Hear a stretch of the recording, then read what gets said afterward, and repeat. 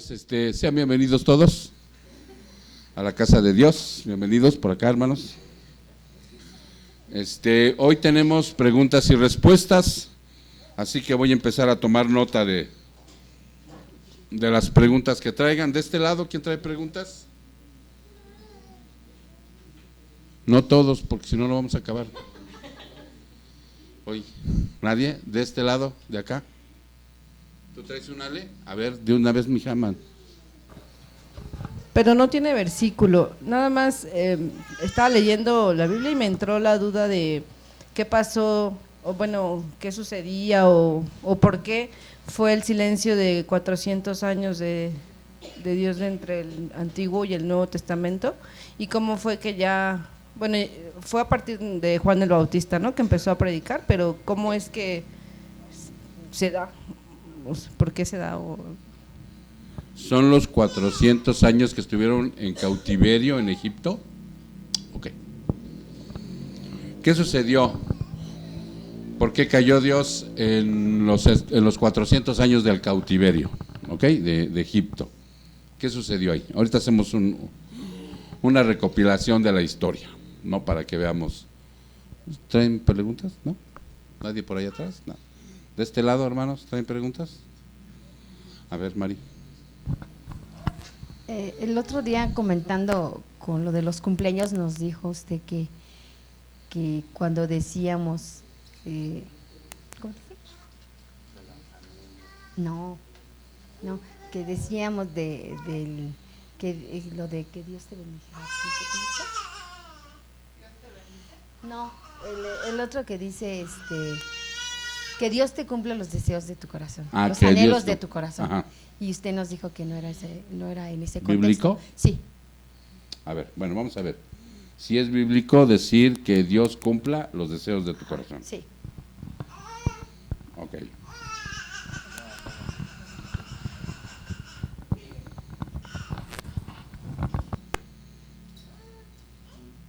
Ok, mis hermanos, ¿quién más trae preguntas? Hazel. Adelante, Hazel.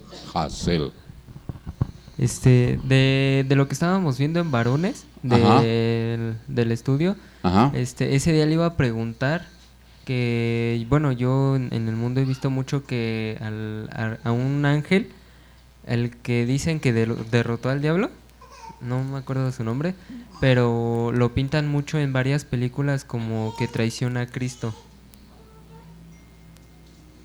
Un ángel, el que derrota al diablo. Ajá, según. Bueno, miren, lo que pasa es que vamos a ver en el contexto de que en la Biblia únicamente habla de una batalla, que es el arcángel Miguel, el que pelea con el diablo y lo echa. ¿Ok? ¿Tienes algo que comentar? No, ok.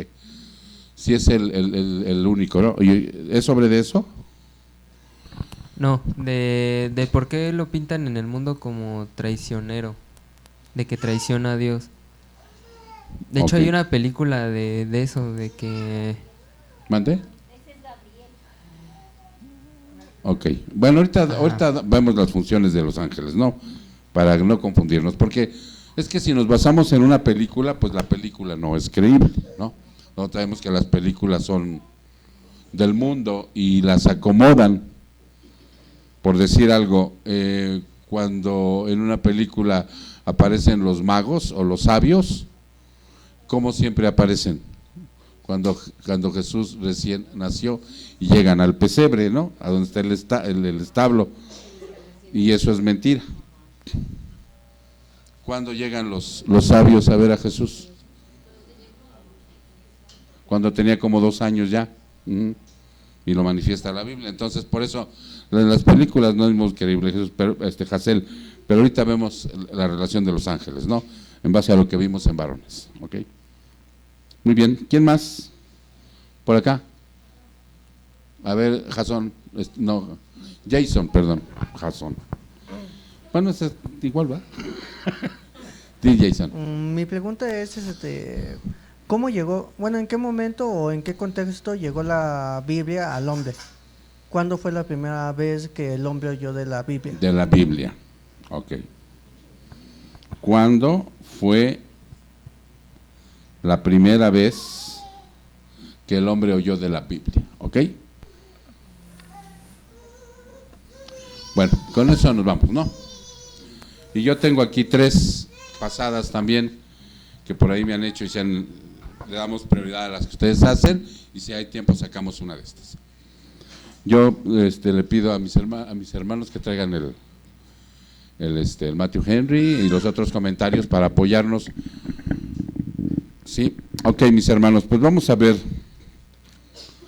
qué sucedió, por qué estuvieron en cautiverio 400 años. Ok, vamos a poner aquí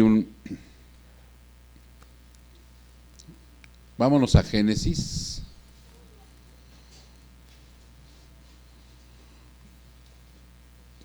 «400 años estuvieron en cautiverio en Egipto». Es un versículo bíblico. Ok, vámonos, no es Génesis, es Éxodo 12:40. Éxodo 12:40.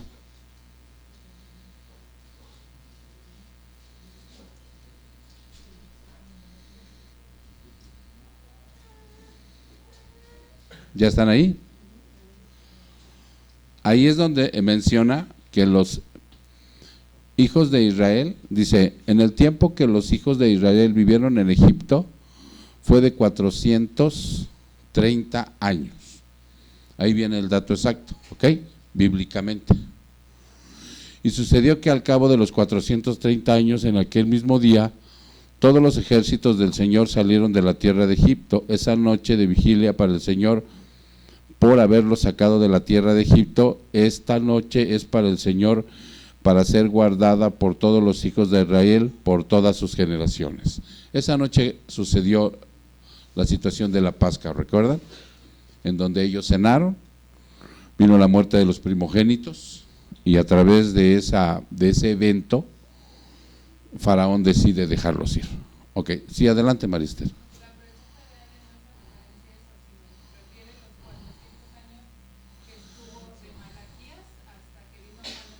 Así es.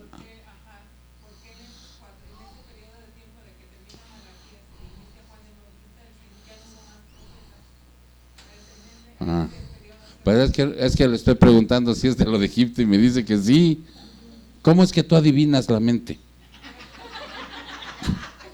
Pues es que no, pues es que yo dijo de Juan el Bautista. Ok. Adelante, María Esther, ¿qué tienes ahí?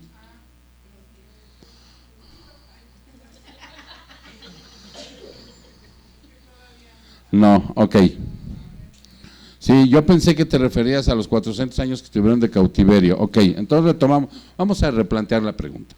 ¿Qué pasó durante los 400 años que Dios guardó silencio hasta Juan el Bautista? De Malaquías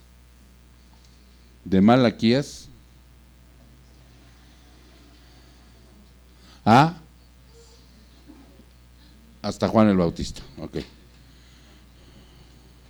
Sí, permíteme, Pepe. Dame. Bautista. Ok. ¿Tienes algo ya, María Esther, ahí o no? Si no, lo buscamos aquí.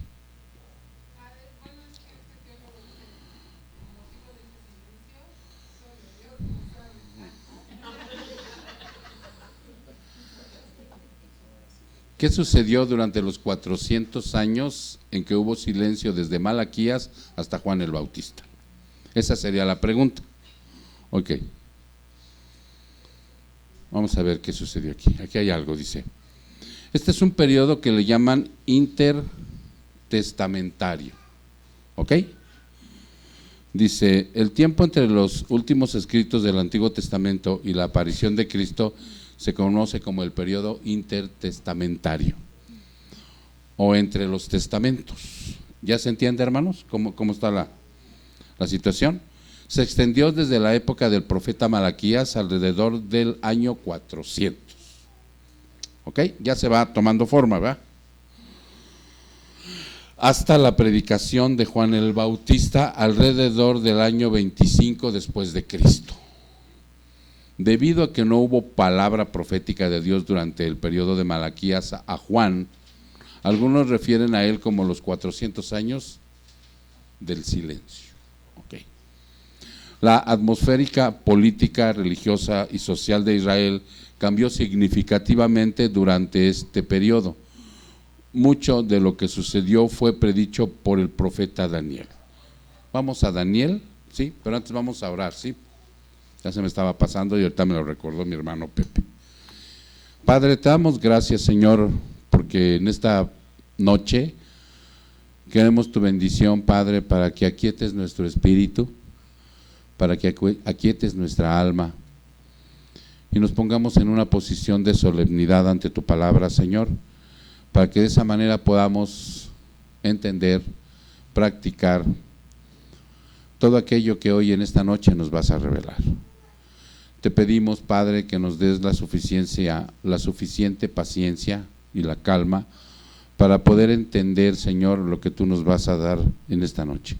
Te damos gracias, Señor, en el precioso nombre de Cristo Jesús. Su pueblo dice, amén. Ok, ahora sí, vámonos a Daniel capítulo 2. Bueno, espérenme, porque aquí está ampliada la situación en este comentario bíblico y nos habla de 1, 2, 3 y 4 capítulos enteros y no nos da un versículo. Entonces tómenlo ahí en cuenta, ¿no? En sus anotaciones. Y comparar los eventos históricos. Ahora, Israel estuvo bajo el control del imperio persa del 532 al 332 antes de Cristo. Los persas permitieron a los judíos practicar su religión con poca interferencia de su parte. Aún les fue permitido reconstruir y tener adoración en el templo. Esto viene en Segunda de Crónicas 36, 22 y 23. Entonces quiere decir que en ese periodo que estuvieron bajo el imperio persa, a ellos les permitieron como nación llevar a cabo, ¿sí?, la práctica de lo que es la adoración allí. Sí, ustedes nunca se han preguntado esta alabanza que cantamos, ¿por qué le decimos Yahweh? ¿Se han preguntado? ¿Qué se han respondido? Ajá. Bueno, yo lo pronuncié por Jehová. Es el nombre de hebreo, Yahweh. Una vez una persona nos preguntó, y sí, hace un poquito medio inquieto, ¿no? El hermano, ¿por qué le cantan a Yahweh? ¿Quién es Yahweh? Es Jehová. Si vamos a los textos del Antiguo Testamento en hebreo, ¿no, María Esther? Se le nombra Yahweh o Yahvé o Yahvé. Y en castellano, o sea, es Jehová, ¿ok? Entonces, bueno, ellos les permitieron la adoración a Yahvé o Yahweh. Este periodo incluyó aproximadamente los últimos 100 años del periodo del Antiguo Testamento y acerca de los primeros años del periodo intertestamentario, que son los 400 años del silencio. Este tiempo de relativa paz y contentamiento fue solo la calma antes de la tormenta. ¿Quién recuerda que hace poco yo mencionaba, no sé si en un culto o en un discipulado, que cuando nosotros llegamos a Cristo pretendemos que las cosas mejoren, y de hecho van a mejorar, pero antes de mejorar, dice precisamente esta parte de la cuestión intertestamentaria, y yo lo había leído pero no sabía en dónde lo había tomado hasta ahorita que lo estoy recordando, que antes de que las cosas mejoren, ¿qué pasa? Van a empeorar. ¿Ya se entendió?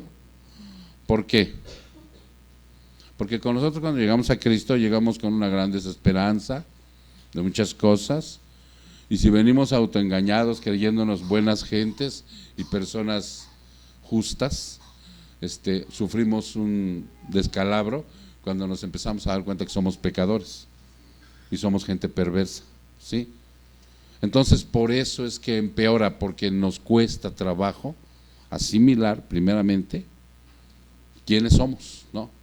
Cuando nos dicen, usted está muerto en delitos y pecados, lo tomamos como una frase a veces nada más, pero no nos damos cuenta. Fíjense cómo es la primera parte. Estamos muertos en delitos. Y a veces nosotros pensamos, seguimos pensando ya como cristianos. Porque en el mundo sí, ya les he comentado que a veces uno se creía mejor que aquella otra persona, o que el vecino, que tu compadre, o que el asesino, o que el violador, ¿no?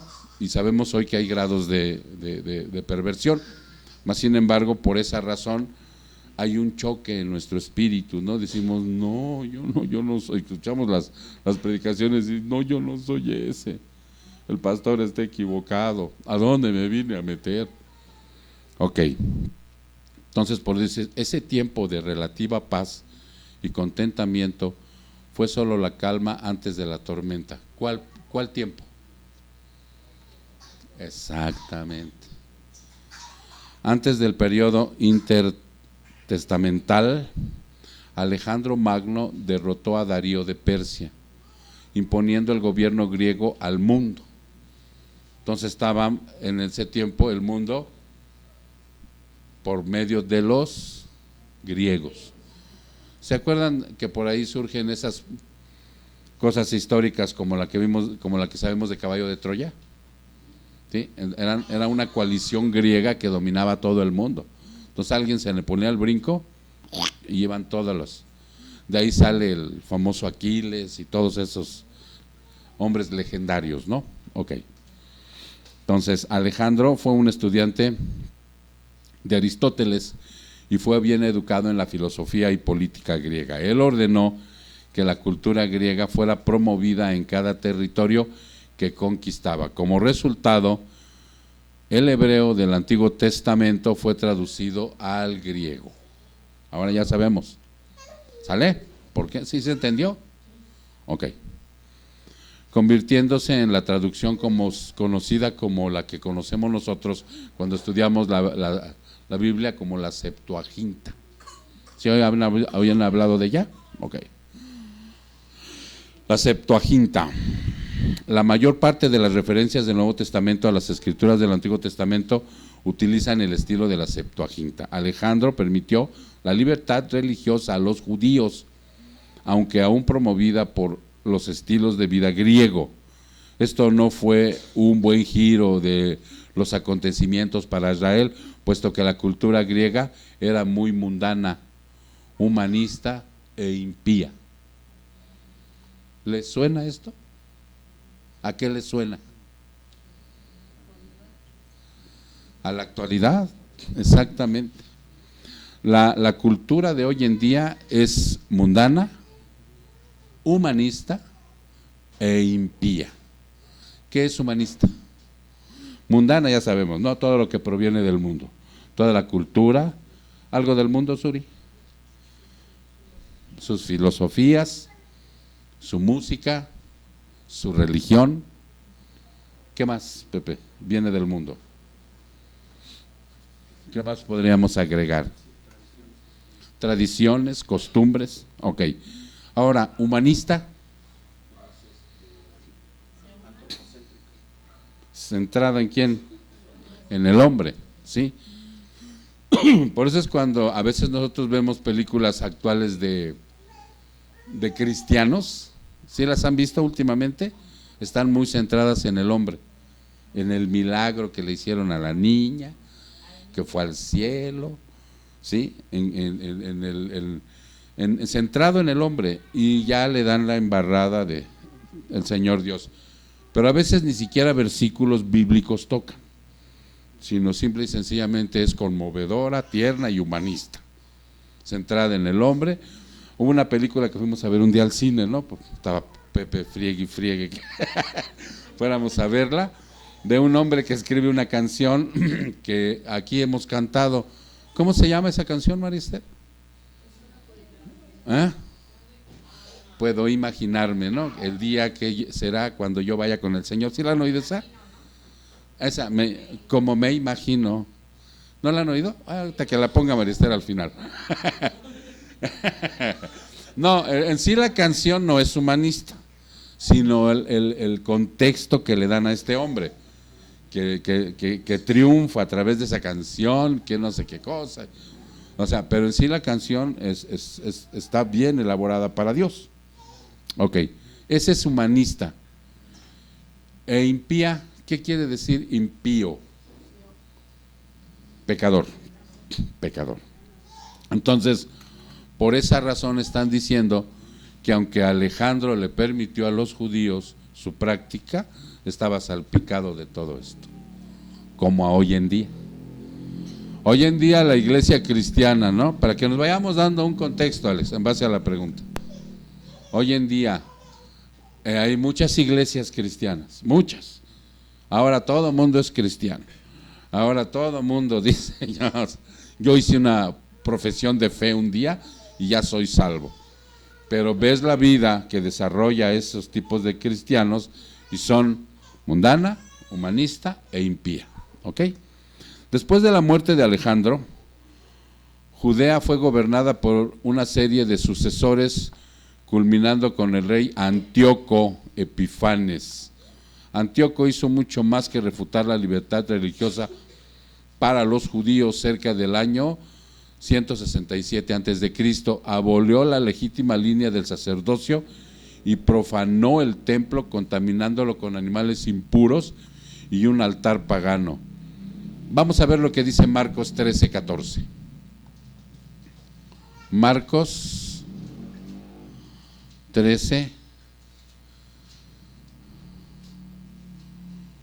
Marcos 13, versículo 14.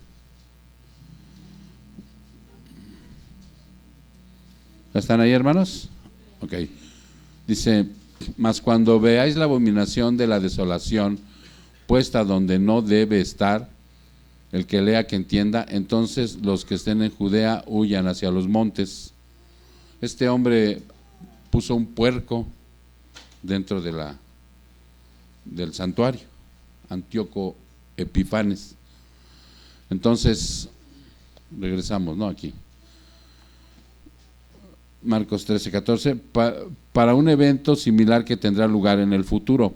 Esto fue el equivalente religioso de una violación eventualmente. La resistencia judía contra Antíoco, liderada por Judas Macabeo y los asmoneos, restauró el linaje sacerdotal y rescató el templo. Ok. Entonces, yo creo que con esto, ya nada más cerramos con esto, ¿no? Los eventos del periodo intertestamental establecieron el escenario para la llegada de Cristo y tuvieron un profundo impacto sobre el pueblo judío. Tanto los judíos como los paganos de otras naciones se sentían cada vez más insatisfechos de la religión. Ahí está la clave. ¿Alguien quiere hacer algún comentario? Va de nuevo.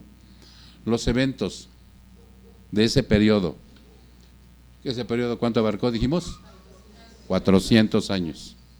Ese periodo estableció un escenario para la llegada de Cristo y tuvieron un profundo impacto sobre el pueblo judío. Tanto los judíos como los paganos de otras naciones se sentían cada vez más insatisfechos con la religión.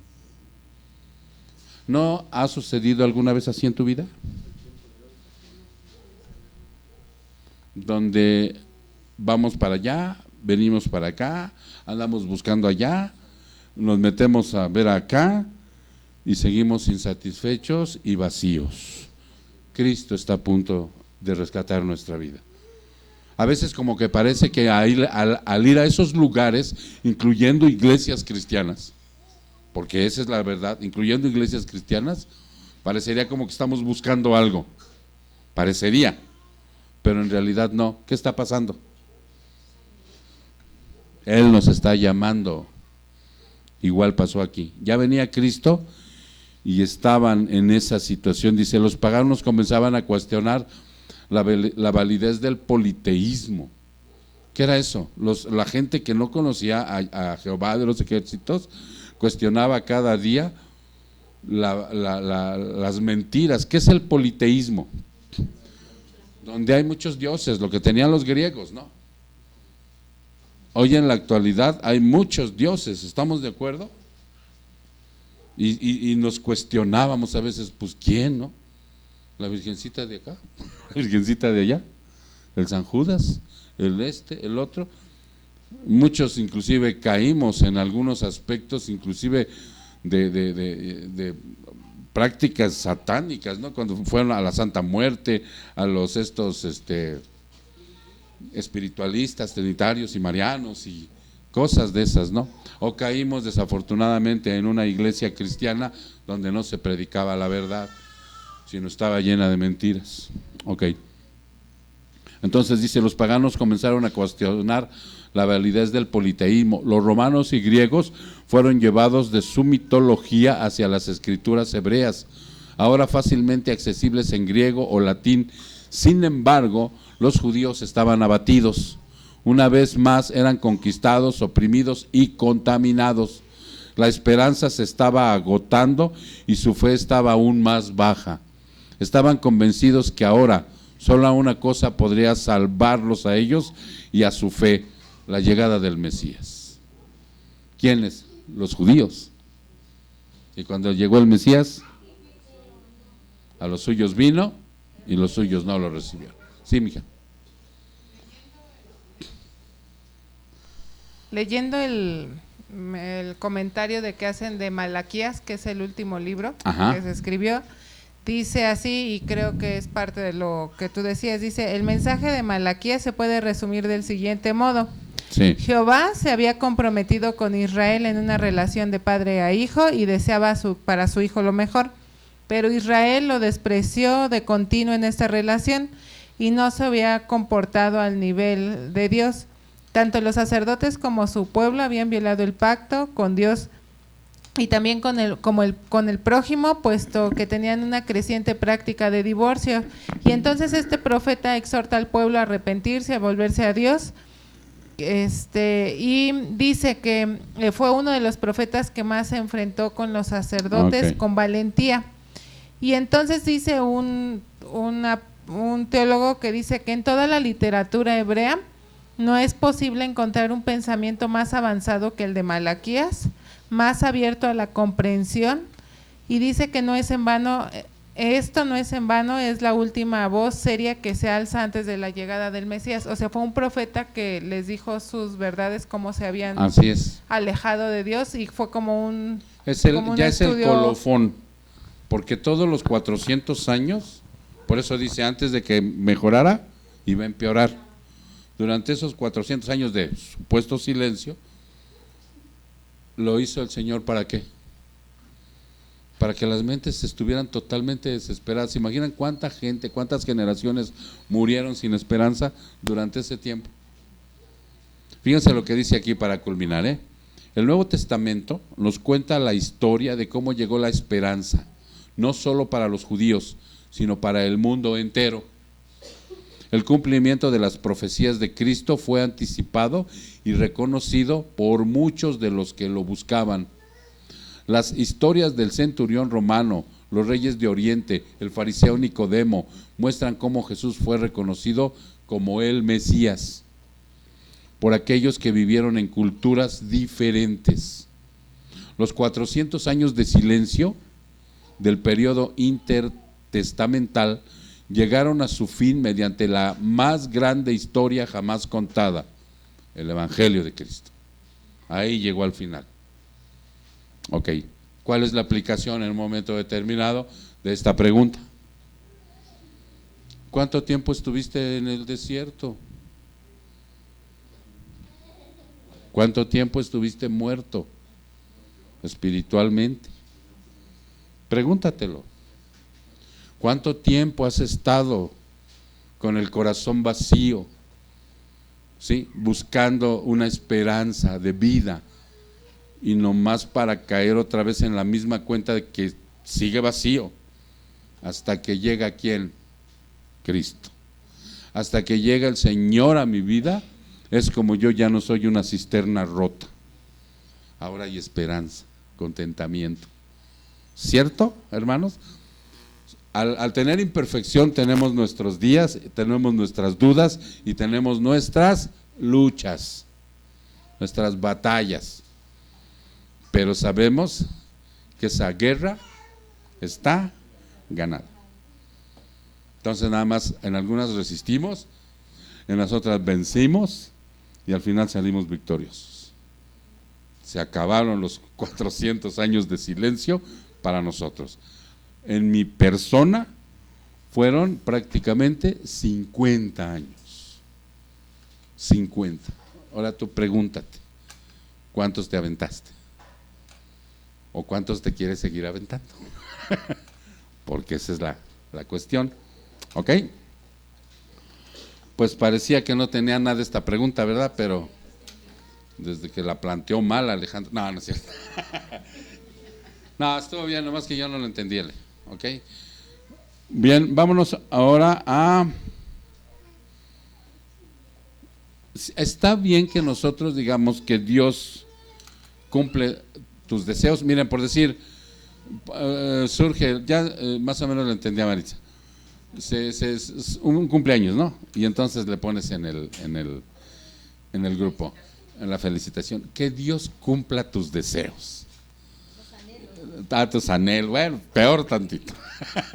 Y entonces hacen un muñequito así pegándose en la frente. ¿No? Ahora, ¿qué opinan de esto, hermano? Deben de tener una opinión. A ver, pásenle ahí el micrófono a Hazel. Yo digo en lo personal que sí está bien siempre y cuando en sus propósitos esté Cristo, que su propósito sea que Cristo lo siga disciplinando para que él siga creciendo más en su palabra, en espíritu y sabiduría, porque como lo vimos en un culto, no es nuestros propósitos, sino los propósitos de Dios. Y si en este año, bueno, en el otro año que pasó, estaba Cristo en nuestros propósitos, estaba bien. Ok. Esa es mi opinión. ¿Quién más, hermanos? Con confianza, digo, este es el estudio, no estudio, sino la sección en donde ustedes pueden expresar muchas cosas, de eso se trata.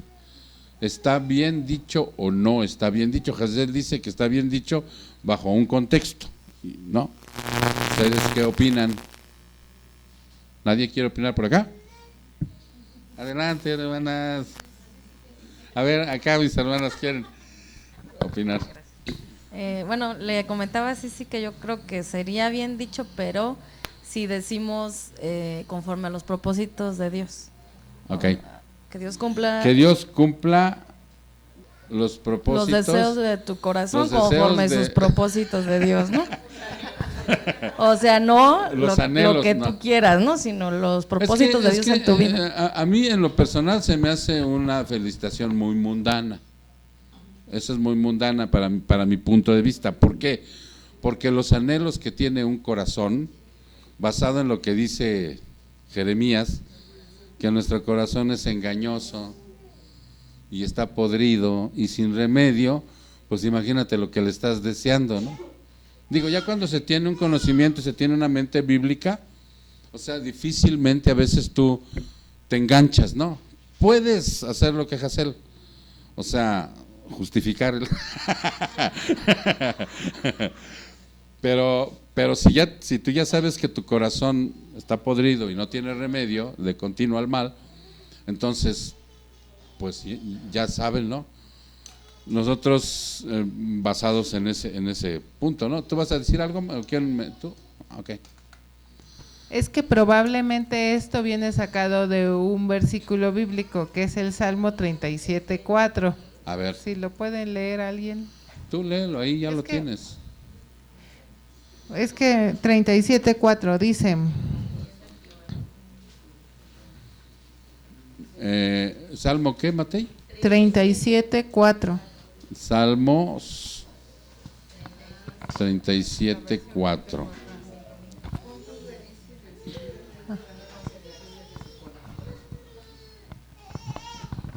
Ok.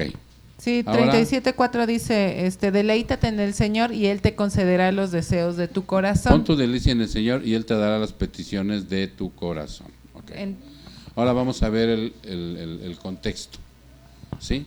Porque acuérdense que en algunos otros versículos, como cuando dice la palabra que la mujer teniendo hijos se salvará, no está diciendo textualmente que se va a salvar de la salvación de Cristo, sino que es lo que está diciendo, que va a poner fin a la situación de la cuestión de que ella, en un momento, una mujer puede tener una profesión, pregunto yo. Sí, una mujer puede desarrollarse en un trabajo como jefa o algo, puede ser una doctora, pero que sea una buena doctora, o sea, sí, pero dice el Señor que cuando esa doctora tenga un hijo, que ojalá sea en este año, tendrá que dedicarse ¿a quién? A su hijo. Porque si lo lleva a guarderías, entonces ya no está en la salvación que quiere el Señor, ¿sí? No una salvación de su alma, porque esa solamente la da el Señor por fe y por gracia. Entonces la palabra tiene otro contexto.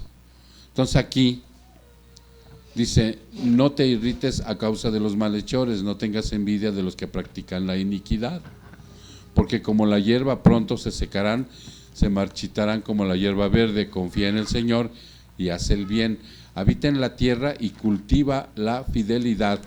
Pon tu delicia en el Señor y Él te dará las peticiones de tu corazón. Ahora, ¿el corazón puede ser restaurado o no? ¿Ya se entendió?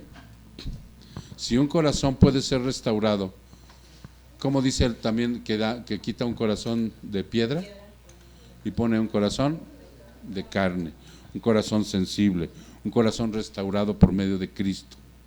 ¿Ya se entendió? Ese hombre, esa mujer empieza a tener la imagen de Cristo formándose en él, y por lo tanto su carácter va a cambiar y su corazón también. Eso es lo que nosotros vemos. Pero, o sea, aquí la situación es si está bien en base a ese contexto que dice Mari, ¿no? Sí, Maricel. Porque esto es un salmo de David y está hablando de cuando lo perseguían y todo esto. Ajá. Pero leyendo este comentario bíblico, sí hay una cierta aplicación, aunque no estemos en guerra o cosas así, sí hay una cierta aplicación para nosotros en nuestra vida que pudiera utilizarse en los cumpleaños, pero porque dice así, dice: hemos de hacer de Dios el deleite de nuestro corazón, y así tendremos lo que nuestro corazón desee. Se nos mandaba en el verso 3 hacer el bien, y este mandamiento sigue el de poner nuestra delicia en Jehová, lo cual es un privilegio y un deber. Este delicioso deber lleva a una promesa: Él te concederá los deseos de tu corazón. No nos promete satisfacer los apetitos del cuerpo, sino concedernos los deseos del corazón, todo aquello a lo que aspira, a lo más íntimo de nuestro ser. ¿Y cuáles serían esos deseos de una persona que le agrada a Dios? Conocer y amar a Dios, vivir para Él, agradarle y agradarse en Él. Esos serían los verdaderos deseos de nuestro corazón: conocer y amar a Dios, vivir para Él, agradarle y agradarse en Él. Okay. El problema es que a veces los deseos de nuestro corazón no son esos, ¿no? Exacto. Entonces, sí, o sea, en base a lo que yo quiero o pretendo, ya no son esos. Pero bueno, en un momento determinado, si que te dé María Esther ese comentario, no el comentario, y ya se los amplíes. Que te concedan los deseos, que se concedan los deseos de tu corazón, que son estos. Aclarando ese comentario que dice, ¿cuáles son? Fíjate, los deseos del corazón tendrían que ser conocer y amar a Dios, vivir para Él, agradarle y agradarse en Él. Todo, sencillo, no es muy gravoso, ¿verdad? deseo que Dios conceda las peticiones de tu corazón, y así entre paréntesis le pones todo eso. Estos son, para que no se te olvide. Ok. Bueno, vamos a ver algo de los ángeles que dice Hassel, que los ángeles pelearon, que los ponen siempre como a uno, como el traidor. Ajá. Nosotros el día viernes estamos viendo las doctrinas elementales,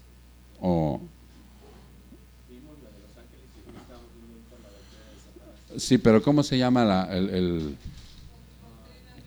doctrinas bíblicas elementales, fundamentales?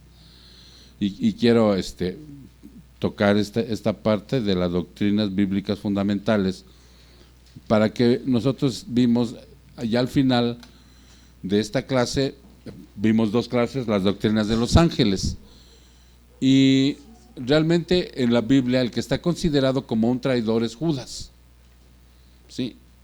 Y Satanás está considerado como, porque ese es el punto, que veamos que Satanás está considerado como, para ver si realmente se le puede dar el contexto de traidor o no, por lo que pregunta nuestro hermano, que él ha observado que en algunas películas lo ponen como el traidor.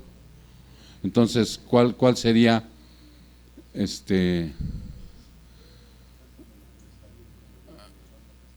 ahorita es lo que vamos a ver. Mira, él está como adversario. Vamos a Primera de Pedro 5:8. 1, en especial, porque los nombres de los ángeles en la Biblia nomás son 3. 3, sí, son 3. Uno es caído. Sí. Uno es Miguel, que es el arcángel. Gabriel, que inclusive deja la duda a la Biblia si es arcángel, porque se refiere a él como el ángel Gabriel, no lo etiqueta como arcángel, ¿ok? Y 3, Satanás, sí, que es un ángel caído, ¿ok? Entonces, vamos a ver primero Primera de Pedro 5:8. ¿Cómo dice? Alguien que la tenga, que le preste el micrófono, quien la quiera leer. A ver, espérame, Lulú, te van a pasar el micrófono. Primera de Pedro 5:8 habla de un adversario. Adelante, Lulú. Sed sobrios y velad, porque vuestro adversario el diablo, como león rugiente, anda alrededor buscando a quien devorar. Ok, ahí habla de un adversario. ¿Qué es un adversario? Un contrincante, alguien con quien te vas a aventar un tiro, ¿sí? Dicho sea de una manera muy coloquial. La obra de maldad del diablo es que busca a quien destruir, ¿sí? Ok, en Zacarías 3:1, Satanás, ¿sí?, significa literalmente acusador, y lo manifiesta Apocalipsis 12:10. Alguien que quiera leer Apocalipsis 12:10. El que lo tenga, primero levante su mano para que le pasen ahí a Karen Yasmín. Dice, y oí una gran voz en el cielo que decía, ahora ha venido la salvación, el poder y el reino de nuestro Dios y la autoridad de su Cristo, porque el acusador de nuestros hermanos, el que los acusa delante de nuestro Dios día y noche, ha sido arrojado. Ok, el diablo está considerado como un acusador. ¿Qué significa eso, Julio? Exactamente, que va de chismoso, acusarte, ¿no? Y está constantemente diciendo, ¿ya viste a tu hijo, Julio? Míralo, ¿no? Que muy acá y te está acusando. Ok. En Efesios 6:16, vámonos a Efesios 6:16, está considerado como el maligno. El que lo tenga, levante su mano para que le pasen el micrófono. También de este lado pueden levantar su mano. Efesios 6:16. ¿Ya? ¿Lo tienes? Adelante. Espérame, Lulu, porque si no, no. Sobre todo, tomad el escudo de la fe, con que podáis apagar todos los dardos de fuego del maligno. Ahí está. En Juan 8:44 está considerado como homicida y mentiroso. Juan 8:44. ¿Quién levanta su mano? Adelante, sí. Ah, bueno, ya Lorena, ahí está.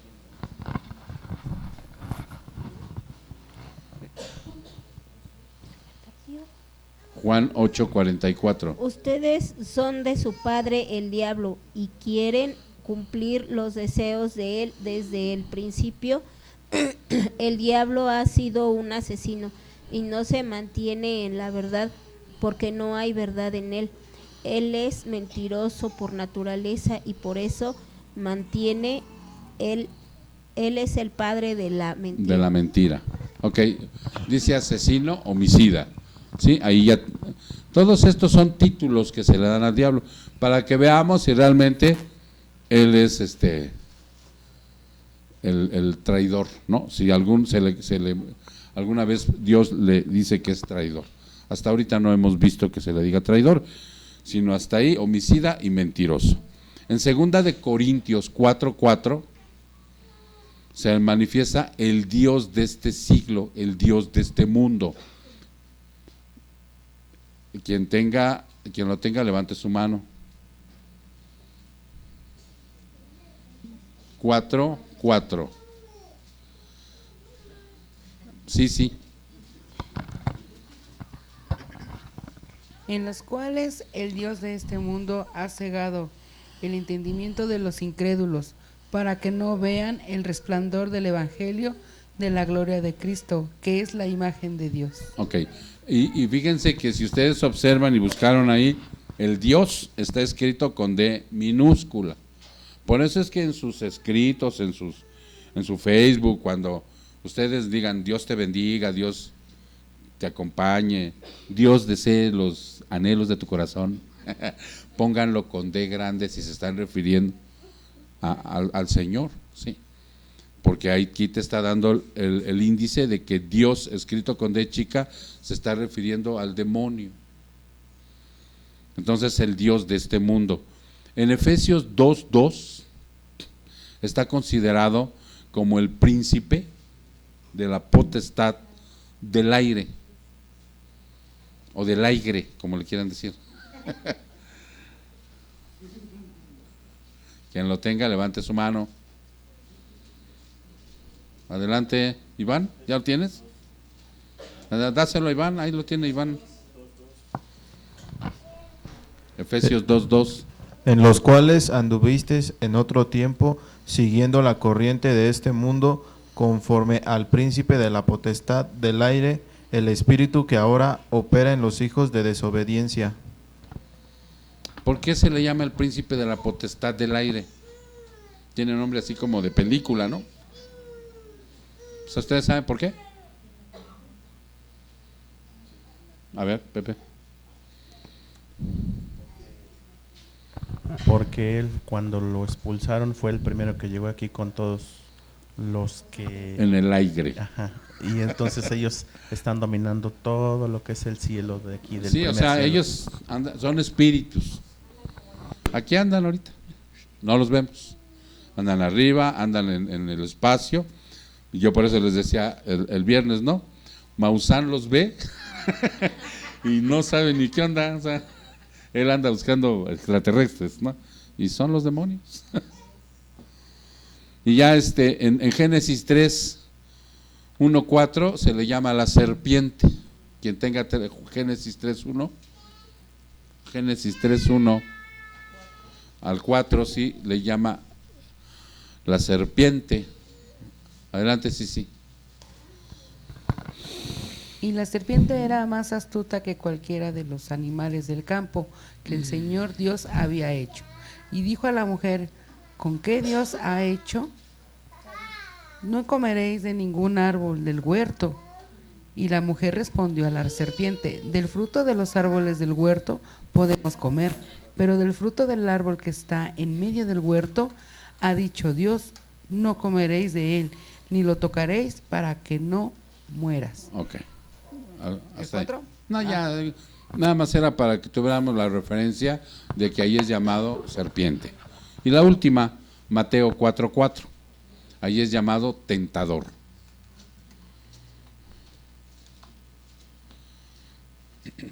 Mateo 4:4, ¿quién lo tiene? Adelante, hermano. 4:4. Él respondió y le dijo, escrito está, no solo de pan vivirá el hombre, sino de toda palabra que sale de la boca de Dios. Ahí Satanás está tentando a nuestro Señor Jesucristo. Por eso se le llama el tentador ahí. Entonces, son las tentaciones de Cristo. ¿Ok? Entonces, como puedes darte cuenta, mi hermano, en ninguna se le llama traidor. El traidor que está considerado es Judas. ¿Sí? Entonces, en las películas, pues sí, ya sabes, distorsionan. Y esto fue lo que vimos el viernes en Varones, porque él también es una doctrina que debemos conocer. ¿Por qué debemos conocer la doctrina de Satanás, hermanos? Exactamente. Dice un versículo por ahí, Elena, que debemos de conocer las artimañas de Satanás, porque es insidioso hasta más no poder. Siempre está encima, ¿no? Tentándote, engañándote, acusándote, tratándote de matar, ¿sí? Mintiéndote, ¿sí? Por eso nosotros, hermano, todo lo que es ahí, sobre todo en Juan 8:44, Cristo le dice a los fariseos, ustedes, su padre es el diablo, porque ustedes mienten, exactamente, porque las obras de su padre ustedes, por eso no debemos, o sea, nosotros de ni siquiera una mentirita piadosa, ¿no? No, que llegues tarde, Iván, y que te diga, Diana, ¿de dónde vienes, Iván? La verdad. Me fui a echar un cafecito con mi amigo. Ya sabemos que si te lo descuenta de tu sueldo, pues ya ni modo. ¿Sabes? Pero debemos decir la verdad, hermano, ¿sí? Ser transparentes con los hermanos.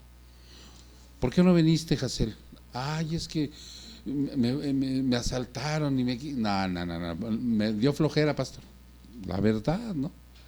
Ok, ahora vámonos con probablemente la última, que es de mi hermano Jason, que dice que cuándo fue la primera vez que se oyó hablar de la Biblia, o cómo es la pregunta, Jason. ¿Cuándo es la primera vez que la Biblia llegó al hombre? Tal así, ¿no? ¿Cuándo fue la primera vez que la Biblia llegó al hombre, a manos del hombre? Vamos a ver qué nos dicen. Venga. Adelante, Maristel.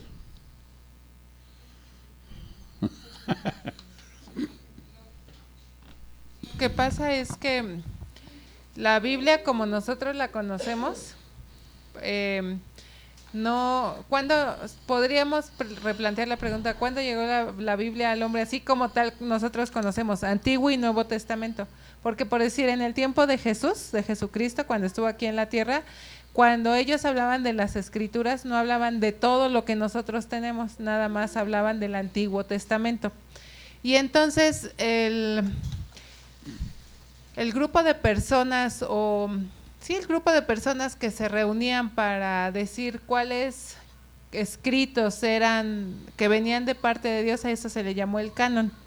Entonces, el canon del Antiguo Testamento, me parece, estaba yo leyendo aquí que dice,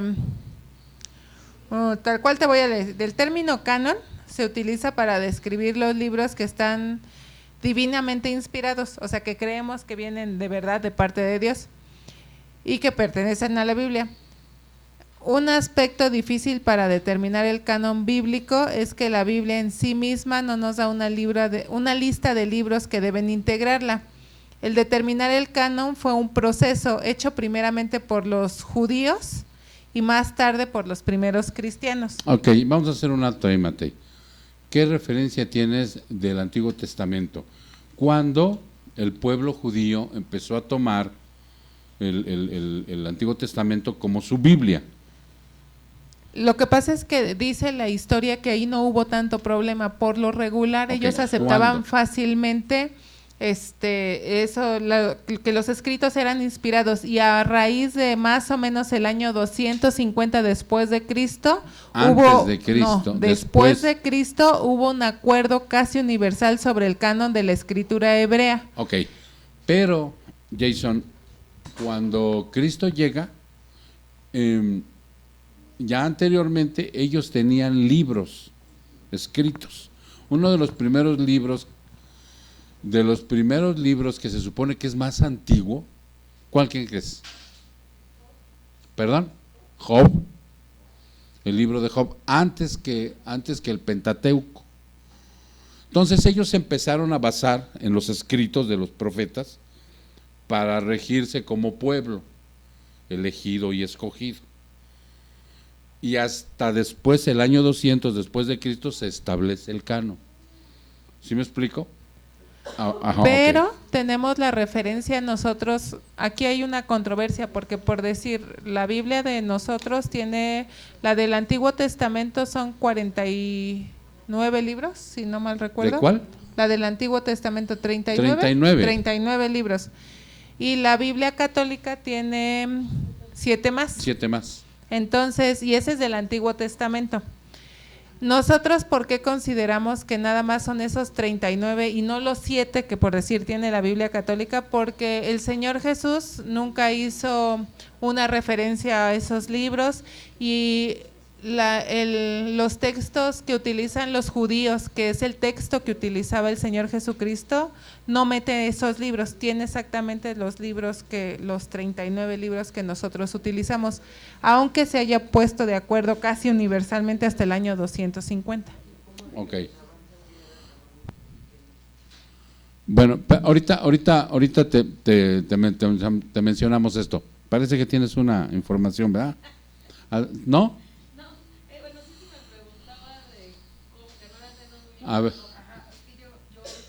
A ver, darles el micrófono. Es que como que vi que estaban sacando apuntes y a lo mejor tienen algo que aportar. Me quedé pensando así, por ejemplo, yo le dije a ella, o sea, ¿cómo puede ser Job? Y ya me explicó ella que, ¿qué por te ejemplo, dijo? Que… A ver si me entendió. A ver, si no, explícalo tú, Sayus. Ajá, le digo que Job fue escrito primero, pero… obviamente Génesis fue antes, o sea, ¿cómo decirlo? No escrito, sino vivido, ¿no? Obvio. Ajá, entonces le digo, tuvieron que pasar esos 5 libros que escribió Moisés en lo que se escribió Job. Entonces es lo que más o menos le comentaba, ¿no? Ok. Decía Jason que cómo sabemos que es canónico, ¿cómo sabemos? Pues a través de los concilios, mijo. Porque a ver, María Esther. Perdón, es que hay una serie de principios para ver si es inspirado por Dios o no. Por decir, aquí hay unas preguntas que los teólogos o los estudiosos de las escrituras se hacen para ver si entra dentro del canon o no. Por decir, la primera es, el autor fue ¿Pero qué significa canon? O sea, dentro de los libros inspirados por Dios. Conjunto de normas, preceptos o principios con que se rige la conducta humana, un movimiento artístico, una determinada actividad, etcétera. Eso es lo que significa canon. ¿Sí me explico? Va de nuevo. Conjunto de normas, preceptos o principios con que se rige la conducta humana, un movimiento que determina actividad, etcétera. Entonces, eso es literalmente lo que significa canon. Ahora este es el canon de la Biblia, que son normas, preceptos de la palabra de Dios que rigen al humano. ¿Sí? Jason, es lo que significa. ¿Qué determina eso? Ya es lo que va. A ver, va de nuevo. Uno es si el autor fue un apóstol o estuvo en estrecha relación con algún apóstol, por decirlo así. 2 es si el libro ha sido aceptado por la mayoría del cuerpo de Cristo, o sea, si la mayoría dice que ese libro realmente viene de Dios. 3, si el contenido del libro es de una consistencia doctrinal y enseñanza ortodoxa, o sea, que venga consistente a las enseñanzas del resto de los demás libros. 4, si este libro contiene evidencia de alta moral y valores espirituales que reflejan la obra del Espíritu Santo. Ok, eso es lo que determina que es canónico. Los libros que el católico le llama deuterocanónicos o segundo canon, nosotros le llamamos apócrifos. ¿Qué significa apócrifo? ¿Sabes tú, Rey? ¿Qué significa, Rey? Pásale el micrófono. Gracias. Ay, dices, ya llegó Rey. Pues falso. Falso. ¿Por qué, Jason? Porque no están inspirados. Al revisarse, no coinciden fechas, los mismos autores declaran que es escrito por medio de ellos y no del Espíritu Santo, o sea, no vienen de Dios, si son libros que nosotros podríamos considerar históricos. Adelante, Rey.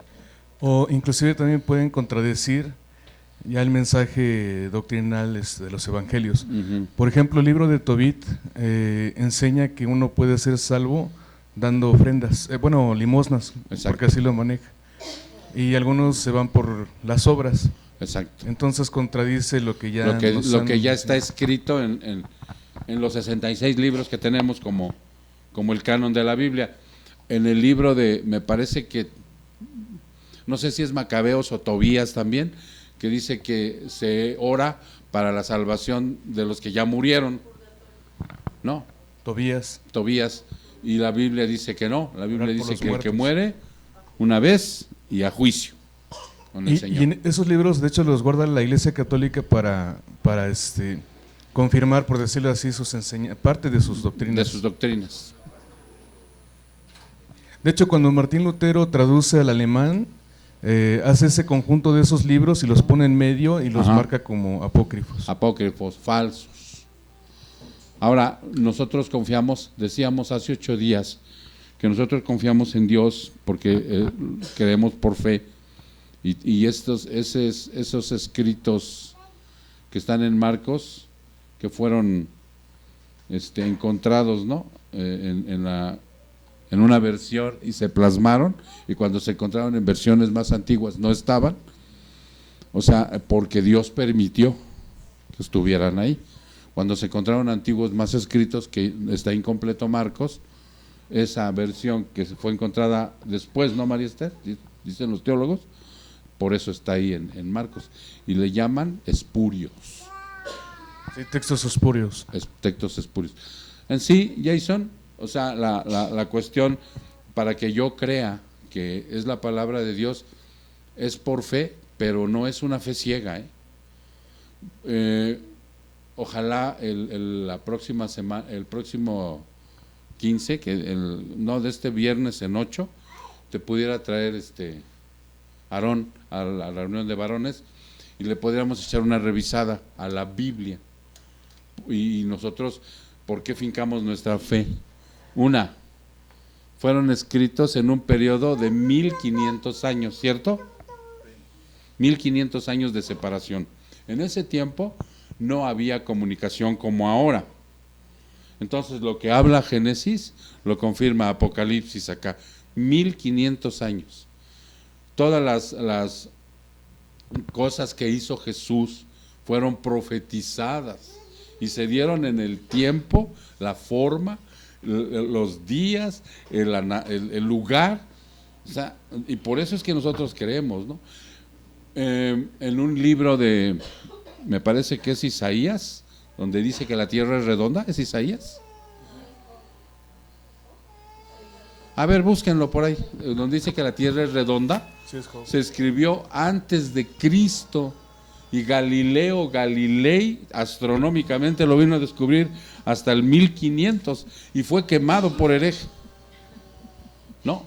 Entonces, por eso nosotros, porque la fe que tenemos en el Señor no es una fe a ciegas, no es una fe que está confirmada por la verdad que está en las Escrituras, ¿no? La mayor parte. No lo vemos, no lo vimos, no, pero creemos en él por fe.